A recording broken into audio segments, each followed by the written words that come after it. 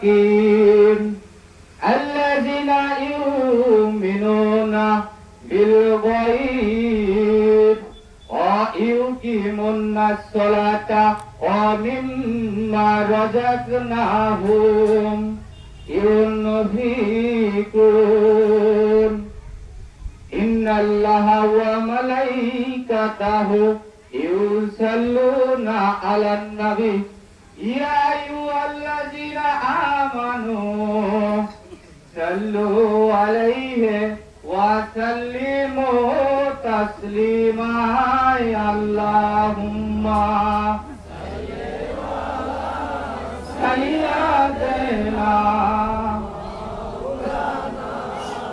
محمد وعلى آله مولانا محمد اللهم সবাই একসাথে জোরে জোরে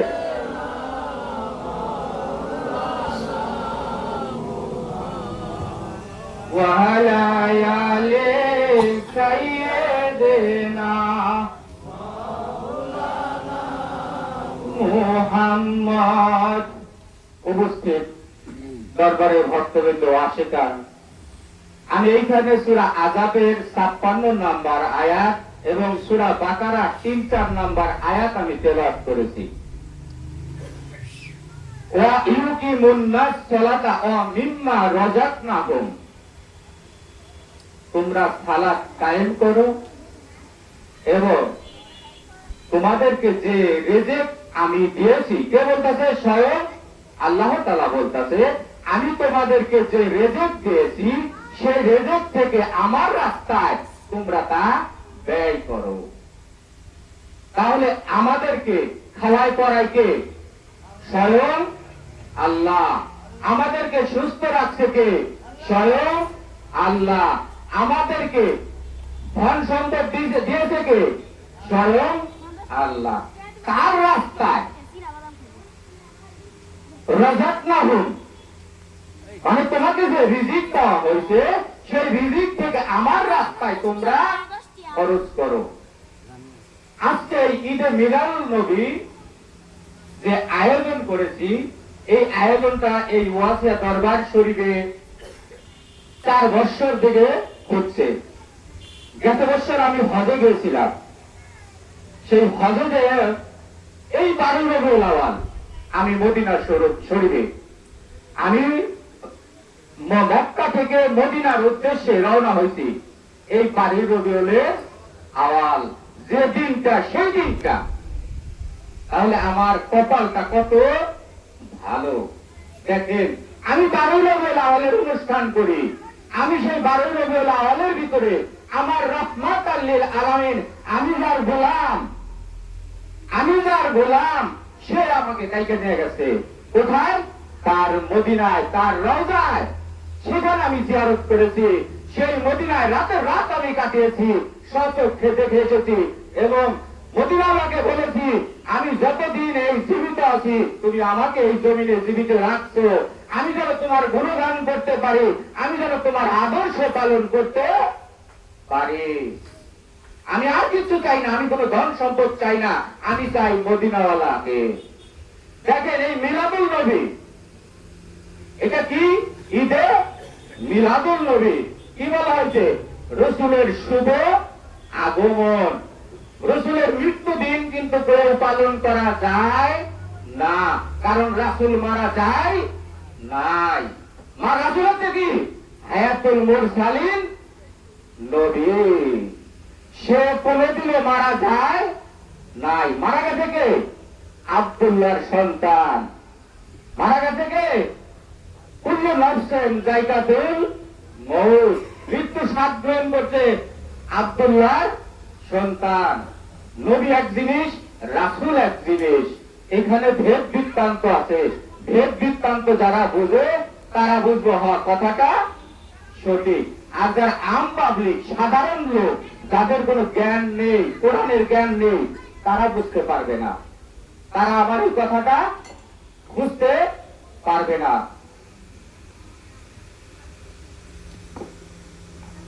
কারণ রাসূল কি মারা যায়?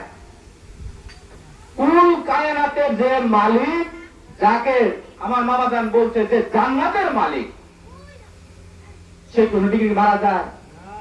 এই 18,000 মাখলুকাতের ভিতরে সে হচ্ছে কি রাহমাতাল লিল আলামিন। পৃথিবী যতদিন আছে ততদিন যদি আল্লাহর রহমত থাকে, সেখানে আমার নবী জীবিত আছে। কি আছে না? এর জন্য তো আল্লাহ তাআলা তারকে উল্টাটি দিছে, আমি হচ্ছে রাহমাতাল লিল রব্বুল আলামিন, আর আমার হাবিব হচ্ছে রাহমাতাল লিল আলামিন। আমার সৃষ্টির 18,000 মাখলুকাতের রহমত হয়ে আমি প্রেরণ করিয়াছি এই 12 রবিউল আউয়াল মাসে আমার হাবিবকে। তাই সেই সুবাদে আমি একটা আয়াত পাঠ করেছি, সূরা আযাবের 56 নম্বর আয়াত, ইন্নাল্লাহা ওয়া মালাইকাতাহু ইউসাল্লুনা আলান নবী ইয়া আইয়ুহাল্লাযিনা আমানু সাল্লু আলাইহি ওয়া সাল্লিমু তাসলিমা। এইখানে আয়াতে বলতাছে ইন্নাল্লাহা ওয়া মালাইকাতাহু, আল্লাহ বলতাছে নিশ্চয়ই আমি আমার ফেরেশতা কুলদেরকে দিয়ে আরশে আজিমে বসে আমার হাবিবের উদ্দেশ্যে কি পাঠ করতেছি? দরুদ ও সালাম পাঠ করতেছি। ইয়া আইয়ুহাল্লাযিনা আমানু, হে জমিনের বিশ্বাসীরা, যারা আমার মুহাম্মদকে, আমার হাবিবকে যারা বিশ্বাস করে, তারা তোমরাও সাল্লু আলাইহি ওয়া সাল্লিমু তাসলিমা, তোমরা আমার হাবিবের উদ্দেশ্যে কি করো? দরুদ ও সালাম পেশ করো। তাইলে দেখেন, ফেরেশতারা কি নামাজ পড়ে? আল্লাহ কি নামাজ পড়ে? আল্লাহও নামাজ পড়ে না, ফেরেশতারাও নামাজ পড়ে না। তাহলে আল্লাহ কি পড়ে? ফেরেশতারা কি পড়ে? কি করে? তার হাবিবের উদ্দেশ্যে কিয়ামত পর্যন্ত দরুদ সে পড়তে আছে এবং তার ফেরেশতাদেরকে নিয়ে সে পড়তেই থাকবে কিয়ামত পর্যন্ত। তার একটাই কাজ, আল্লাহ এবং আল্লাহর ফেরেশতাদের একটাই কাজ, তার হাবিবের উদ্দেশ্যে কি করা? দরুদ পাঠ করা। আর আমরা যদি মিলাদ করি, দরুদ করি, একদল ওহাবী দল আছে, খারিজি দল আছে, তারা বলে এটা বেদাত। এখানে কি একটা মিলাদ মাহফিলের যদি আয়োজন করা হয়, সেখানে কি করা হয়? কোরআন তেলাওয়াত করা হয়। কোরআন তেলাওয়াত কি বেদাত? তাহলে কিভাবে মিলাদ বেদাত হয়? এখানে আল্লাহ নিজে দরুদ পড়তেছে, এবং আল্লাহ নিজে বলতেছে তোমরা বান্দারা আমার হাবিবের উদ্দেশ্যে দরুদ ও সালাম পাঠ করো।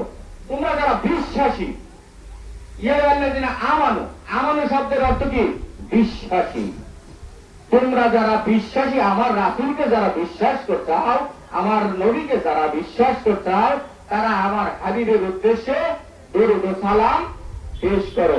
এই আল্লাহর হুকুম, আল্লাহ যে কাজ করে সেই কাজটা এই ওহাবী আলেমরা বলে বেদাত। ওই ওহাবীদের বাড়িতে কোনোদিন যাবেন না, তাদের সাথে কোনো আত্মীয়তা করবেন না, তাদের কাছে যাবেন না, তাদের ডাইনেও যাবেন না, বামেও যাবেন না, সামনেও যাবেন না, তাদের সাথে কোনো সম্পর্ক আমাদের নাই। আমরা আহলে বায়াত পাকবান যতনের অনুসারী, আমরা নামাজ পড়ি, আমরা টাকা নেই না, আমরা ওই ওয়াজ করে আমরা কোনো টাকা পয়সা নেই না, আমরা বাড়ির থেকে ভাত আই না, মসজিদে বসে আমরা খাই না, আমরা সেই দলের মানুষ না, আমরা আহলে বায়াতের মানুষ। এই আজকে দেখেন ওয়াজ মাহফিলের আয়োজন করেছি, এইখানে বাইরের থেকে কোনো টাকা পয়সা কালেকশন করা হয় নাই, হবেও না। আমার দরবারের ভক্তবৃন্দ যারা আছে, তারা এই অনুষ্ঠানের আয়োজন করেছে, তারা টাকা দিয়েছে, শ্রম দিয়েছে, তারা সবকিছু করেছে। মানুষকে দায়িকা আইনে তাদেরকে আল্লাহ আল্লাহ রাসূলের কোরআনের আহলে বায়াত পাকবানদের কথা শোনাবে, তারপরে তাদেরকে খানা খাওয়াবে।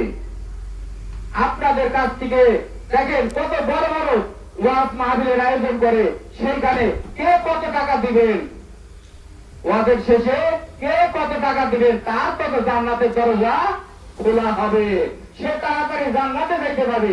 ওই বক্তার কি বাবার জান্নাত? সে জান্নাত বিক্রি করে গেল। এরা হচ্ছে ভাবি, এরা হচ্ছে ধর্ম ব্যবসায়ী। সাবধান, ধর্ম ব্যবসায়ীদের সাথে আমরা যেন কেউ না যাই, না থাকে। ওদের পিছনে নামাজ পড়বো না, নামাজ দরকার পড়ে ঘরে আমরা একা একা পড়বো। তবে ধর্ম ব্যবসায়ীদের পিছনে আমরা যাব না, থাকবো না। কি কথা সত্য?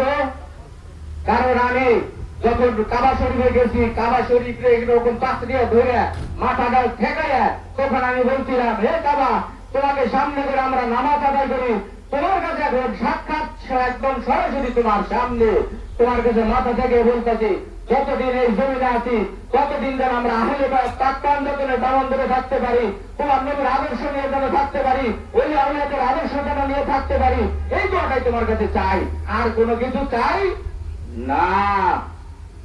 ওই ধর্ম ব্যবসায়ীদের সাথে যেন আমরা না থাকি, আমরা যেন না যাই।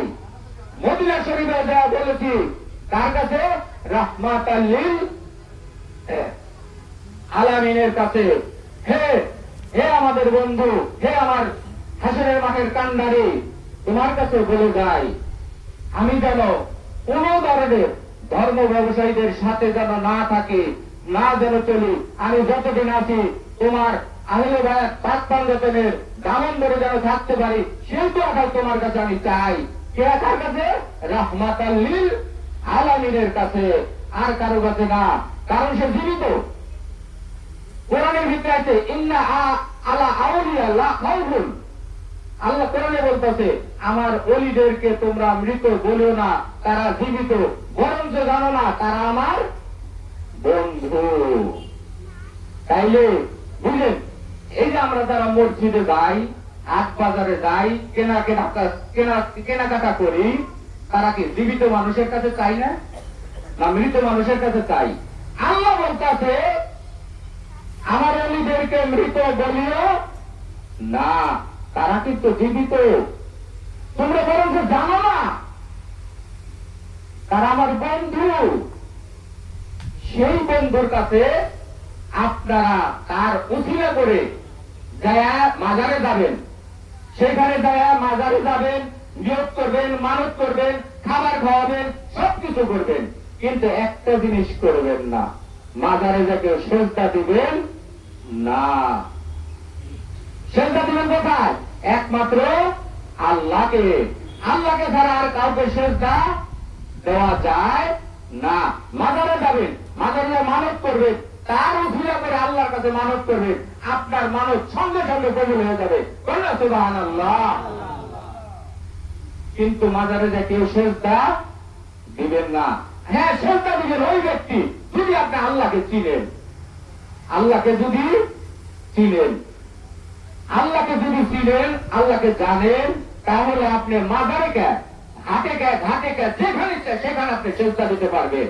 কারণ ওই সেজদাটা হবে তার, একমাত্র আপনি আল্লাহকে দিতেছেন, আর কাউকে না। আল্লাহ ছাড়া সেজদা হারাম, সেজদা আর কাউকে দেওয়া যাবে না। সাবধান, সেজদা যেন দিতে যায় আমাদের শিরক না হয়, আমরা যেন সেজদা সহিভাবে দিতে পারি। কি, এটাই আমাদের প্রার্থনা। সূরা আল-নূরের ভিতরে আল্লাহ তাআলা বলেছে,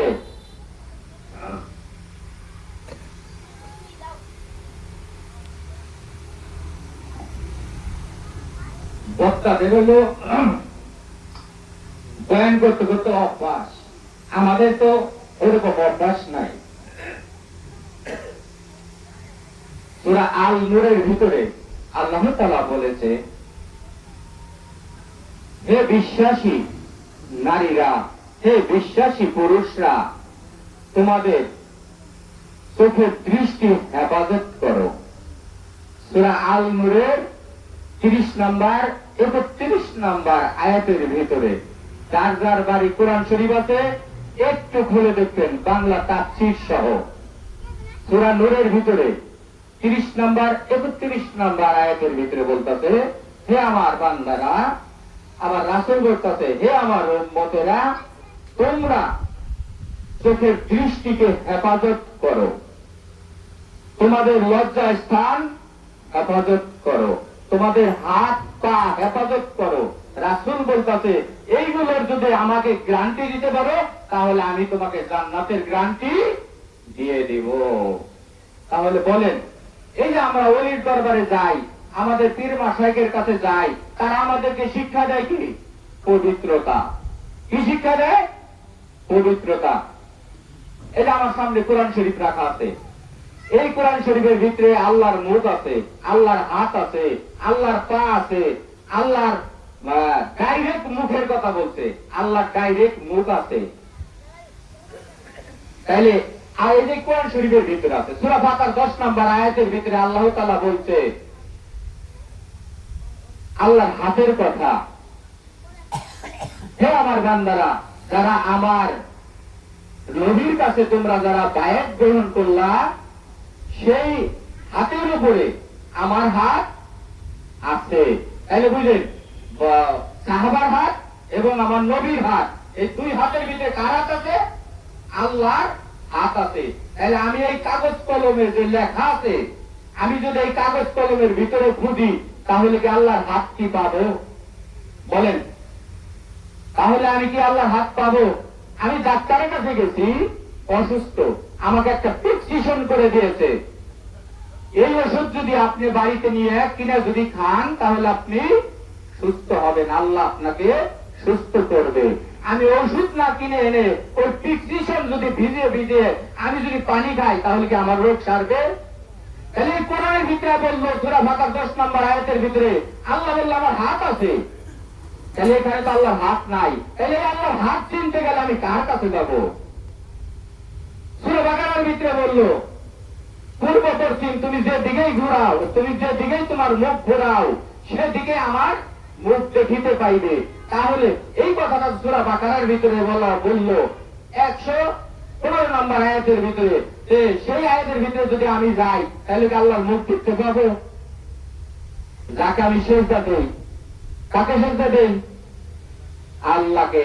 তাহলে সূরা আলাকের ভিতরে কইতেছে ওয়াজুদ ওয়াক্তারি, সেজদা করো আমার নিকটবর্তী হইয়া। তাহলে আল্লাহকে কাছাই না আল্লাহকে সেজদা করতে বলছে। এই আহলে বায়াত পাক পাঞ্জাতনের যারা অনুসারী তারা আল্লাহকে চিনে, আল্লাহকে জানে, রাসূলকে জানে। তারা বলে রাসূল কি রাহমাতাল লিল আলামিন, রাসূল কি, রাসূল কি এই দু জাহানের কান্ডারি, যে নাকি হায়াতুল মুরসালিন নবী। এটা কিন্তু অন্য জনেরা, অন্য লোকেরা কিন্তু বিশ্বাস করে না। সে কয় না নবী সাথে নবী কি হয়ে গেছে, মারা গেছে, ইন্তেকাল করছে। আসলে কি নবী ইন্তেকাল করছে? নবী ইন্তেকাল করে নাই। নবী হচ্ছে কি হায়াতুল মুরসালিন নবী। এই যে 12 রবিউল আউয়ালের আজকে অনুষ্ঠান করতে আল্লাহ এত সুন্দর ওয়েদারটা রাখছে, এত সুন্দর সুন্দর ভাবে যে মানুষগুলো আপনারা আছেন, আপনাদের যে আলোচনা শোনাতে পারছি, এর জন্য আপনারা আমার ডাকে যে সাড়া দিয়েছেন, এর জন্য ওয়াসিয়াত দরবার শরীফের পক্ষ থেকে আপনাদেরকে জানাই আন্তরিক শুভেচ্ছা ও অভিনন্দন। এখন আপনাদের সামনে ওয়াজ নিয়ে আসবেন আমারই মুর্শিদ, যে আজকের প্রধান আকর্ষণ এবং প্রধান বক্তা আমারই মুর্শিদ শাহ মোহাম্মদ বাহরান হক ওয়াইসি। সে আপনাদের সামনে